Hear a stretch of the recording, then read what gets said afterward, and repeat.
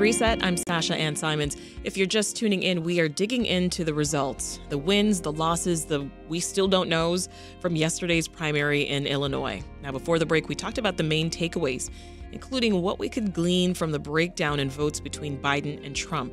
And now we'll look more locally at Bring Chicago Home. The Johnson administration's real estate transfer tax proposal, called Bring Chicago Home, appears headed for defeat. The campaigns for and against the property transfer tax increase collectively spent millions of dollars over the last few months trying to get people out to the polls to either vote for it or against it. Transfer tax revenues for the city ebb and flow with the market. If it's a priority, then it should be tied to something that's more consistent and more reliable. Yes, after much debate, millions in campaign dollars from both sides, and legal attempts to keep it off the ballot completely, Bring Chicago Home could be headed toward defeat. But neither side can officially claim victory yet. Mail-in ballots are still being counted. The binding referendum would allow the city council to raise the real estate transfer tax on property sales of $1 million or more and use the revenue generated to help with homelessness prevention. Now let's hear from folks on both sides of this issue. On the line with us now is Farzin, who's executive director of the Building Owners and Managers Association, or BOMA. It's a trade organization that represents owners of large office buildings here in Chicago. Welcome back to Reset, Farzin. Thanks for having me. Remind us, why did you oppose the referendum? Well, we have a shortage of housing in the city, and at root, this proposal would have increased the cost of housing. The way all of our real estate is connected, if you quadruple a real estate tax on the office industry while it's in the middle of a 100-year economic collapse, the impact of that is it winds up shifting property tax burden from the office buildings over to residential. And so it would have been essentially a backdoor property tax increase on everybody else, right? Every homeowner, condo owner, even renters would have been affected. And then in the process of that, you also wind up hurting, a lot of working men and women from across the city, every demographic who depend on our industry. And on top of that, there was no real clear benefit from those meaningful harms. There was sort of no plan or accountability for how this revenue would have been responsibly spent and how it would have improved our homeless situation. Well, it's not decided yet, Farzin, but Bring Chicago Home seems likely for defeat. What do you think went into that? I think as a general matter, residents in Chicago are tired of real estate taxes and tax increases always being kind of at the top of mind for our local governments. On the commercial property tax side, we now have the highest tax in the country. And on the residential, it's not as comparatively high, but I think everybody, when you're paying your tax bills, property tax bills, feels like it's very high. And I think people are a little tired of that and looking for the government to be a little bit more creative in their solutions. I think they also don't appreciate tax increases of any kind without plans, right? So that there's a value proposition of what is the public benefit that we're getting out of the taxes. As you mentioned there, the government needs to be more creative in their solutions. You've also said that the referendum avoids dialogue on homelessness prevention. How so? Talk more about that. Yeah, I mean, the advocacy groups that have been proposing this have said they've been working on it for about 5 or 6 years. We first became aware of it maybe 2 years ago, and we've been asking since then to have a working group, have everybody sit down together and figure something out. I mean, the tragedy of this entire fight, pointless fight, is that everybody agrees we have a homelessness crisis, and we have a housing crisis, and we have a migrant crisis. There's no dispute there, and instead of just everybody calling names and wasting all of this time, our view is that we should have been able to sit down together and come up with a sustainable revenue source and a real plan, and should have long since been on our way to really making a dent out of our housing crisis. So if after all the mail-in ballots get counted, Farzin, and say this does end up passing, I'm curious what questions or concerns would remain for you. Yeah, I mean, you have to remember this question itself is a very rigged question, right? That was the source of we had an entire lawsuit about it, and still haven't really gotten an answer to that question. But it was explain what you mean by that when you say it was a rigged question. Yeah, so you do not need a referendum to decrease the transfer tax in Chicago. The city could have done that yesterday. They could do it tomorrow. but they not only included that in the referendum, but they bound all of it as one question, essentially to buy off voters. I mean, it's in their own rhetoric, right? 96% of people would get the tax decrease, to basically say, oh, but you can't get the tax increase unless you also vote for quadrupling of taxes on the office industry. So it was set up right out the gate to be a pretty one-sided, rigged question. And so I think even ultimately when the ballots are counted, if it winds up being a loss, just having such a close margin to me is I think it would be very hard for somebody to look at this result and say that people support this idea. So I think all of these questions are fundamental questions, have to be resolved. This is not a sustainable tax source. It is raising the cost of housing, and there's no plan. And I think at the end of the day, that's what we need, is for all the stakeholders to sit down together and come up with a real plan. The revenue comes after that. We've been speaking with Farzin Parang, who's executive director of the Building Owners and Managers Association, or BOMA. That's a trade organization that represents owners of large office buildings in Chicago. Now, he opposed the Bring Chicago Home referendum. Farzin, thank you so much for talking with us. Thank you for having me. Now we're going to turn to a supporter of that ballot question. Doug Fraser is executive director of the Chicago Help Initiative, which provides services and resources to Chicago's homeless population. Welcome to the program, Doug. Thank you for having me. So your reaction, first of all, you've been listening to my conversation with Farzin. He talked about the referendum needing more creative solutions. It avoids dialogue on homelessness. He said the question itself is rigged and one-sided. Your response? So there is one point where we do agree, which is that the cost of housing contributes to homelessness. And the Pew Center just did a report on that, released last August, connecting those two things. And we know, for example, on the south side of Chicago from the University of Chicago, rents went up 14% last year.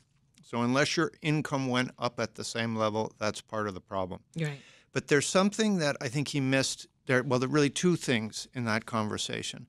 The first is that the key sometimes to preventing homelessness, the 68,000 number, which the Chicago Coalition has put out there, isn't all in bricks and mortar. So there's a necessity for raising money for prevention, diversion, and family support. And we can touch on that later, but there's a lot of ways of getting at the homelessness crisis than just units in and of themselves. Yeah. And the second is that I think, and this is going to be a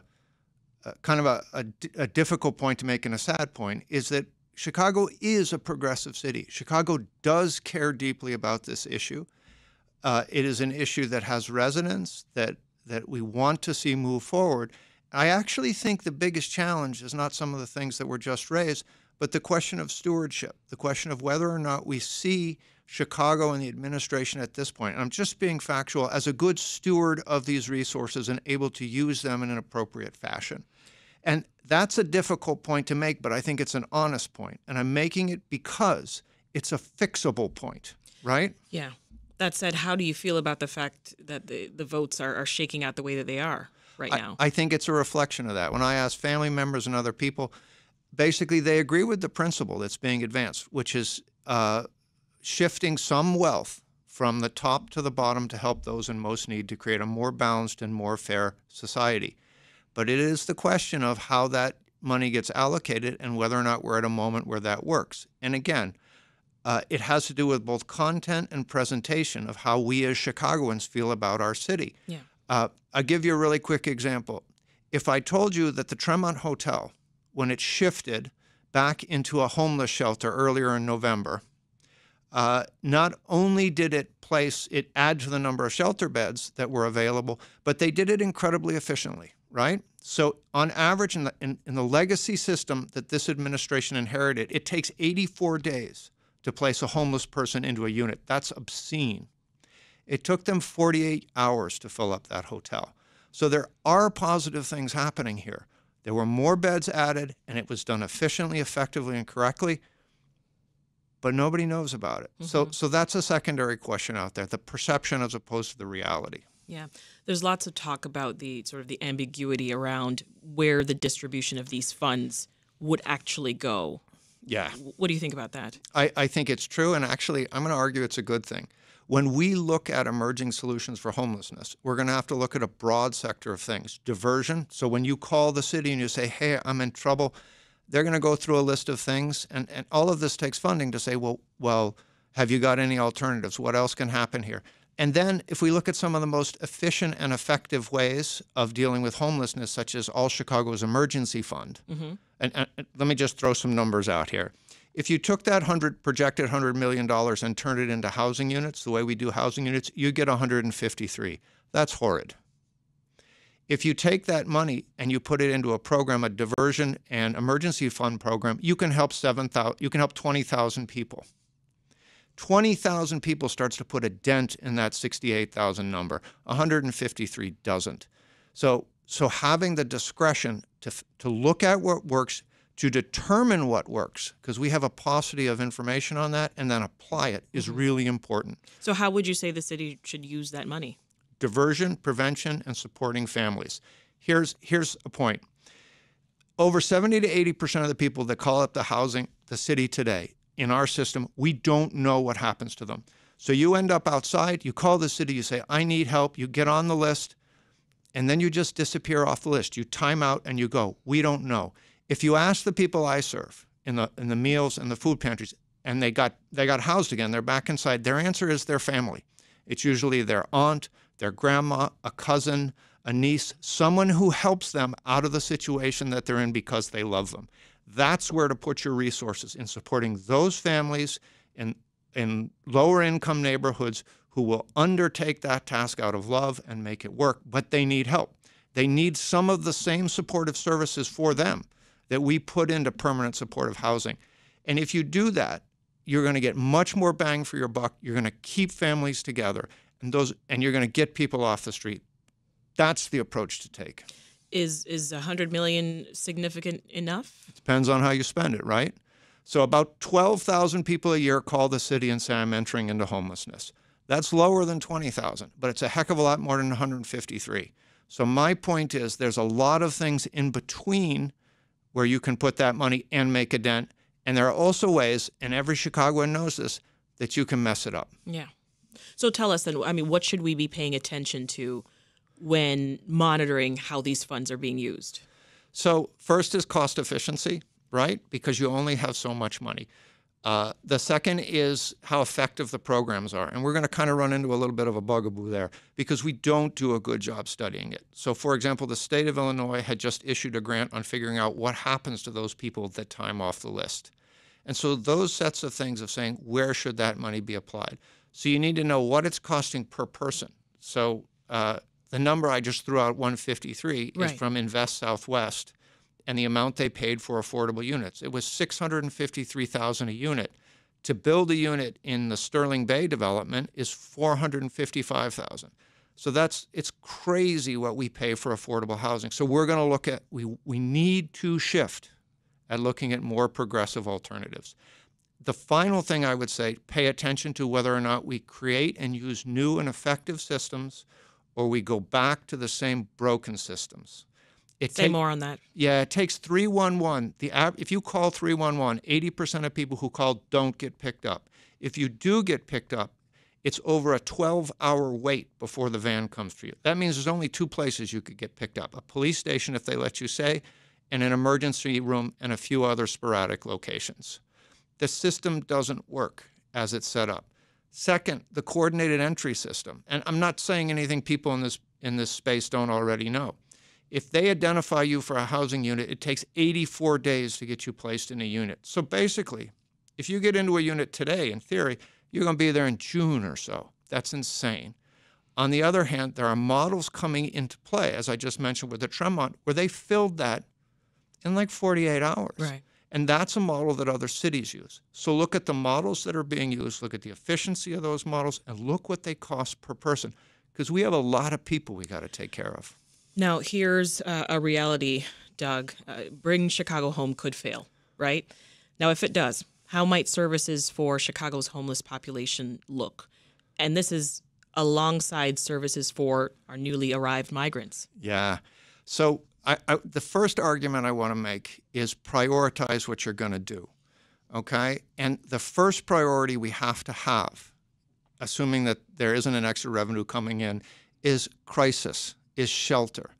So we have lost 40% of our shelter beds over the last decade. So in 2012, we had 5,277. Now we have 3,000 and something. There aren't enough places for you to go or someone you love to go if they get in trouble. So that's number one. And I would argue with the migrant stream, if we follow what's happened with migrant shelters, the number in those migrant shelters has been, the number coming in has been declining since December. And the number actually in those in those beds has been declining, I think, for the last 4 to 6 weeks. There was an update about an hour ago, which I didn't get, but I'm sure they'll give it to you if you're interested in it. So what that says is there are beds freeing up in that system. On March 7th, the city initiated a process to combine those two systems. The first thing we have to do is preserve or use some of those beds for Chicagoans. We got to make one system for one set of people. We can't have these sort of, I don't know, bipolar systems. I don't know how else to phrase it. It isn't working. Yeah. So that's your solution for things to be more efficiently, using our resources more efficiently. Yeah, and there are easy ways to do it. There's changing systems, and there's changing what we focus on. So what more do you want to see done, Doug? Talk more about any other solutions that come to mind that are actually available. I think I kind of ran through my list, but I really do think strengthening communities and strengthening families is the absolute key because they already are bearing most of the burden. And so asking what do they need to make this work? What do they need to stay together? When we looked at these numbers from Bring Home Chicago, we picked some neighborhoods where the city had recently invested. And instead of building 153 permanent supportive housing units, you could have bought 600 to 700 single-family homes. Yeah. And then given them to, I would like to see this policy. I don't know if it'll ever actually happen. And give it to those families who are struggling free and clear to help them take care of family members who have challenges. You could cover the rent in completeness for over 2,000 people in some of these neighborhoods. And even in some of the higher income neighborhoods, you could get as many as 1,000 units. So, and all of these things would keep families together, support families. If you think about that 68,000 number, it's really a number of suffering. It's the number of people who are in difficulty, crisis, and suffering because of housing.